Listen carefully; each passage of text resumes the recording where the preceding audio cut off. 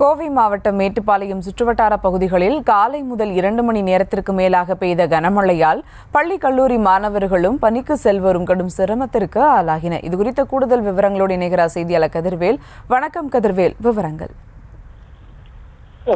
அதாவது கோவை மாவட்டம் மேட்டுப்பாளையம் மற்றும் சுற்றுவட்டார பகுதிகளாக இருக்கக்கூடிய காரமடை, திருப்பதி உள்ளிட்ட இடங்கள்ல இன்னைக்கு காலை 6 மணி முதல் கனமழை பெய்துட்டு வருது.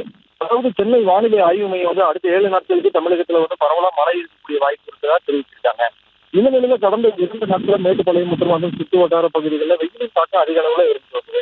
இந்த நிலையில இன்னைக்கு காலையில லேசான சாரல் மழையினால் தொடங்கி பின்னர் வேகமட்டு கனமழையா வந்திருக்கு. அதாவது குளிர்ந்த காற்றுடன் சுமார் 2 மணி நேரமாக மழை பெய்திருக்கு. இதனால காலை நேரத்துல பள்ளி மற்றும் கல்லூரி பணிக்கு செல்லக்கூடியவர்கள், குறிப்பாக இருசக்கர வாகனத்துல பயணிக்கிறவர்கள் எல்லாருமே இந்த சிரமத்துக்கு ஆளாயிருக்காங்க. அது மட்டும் இல்லாம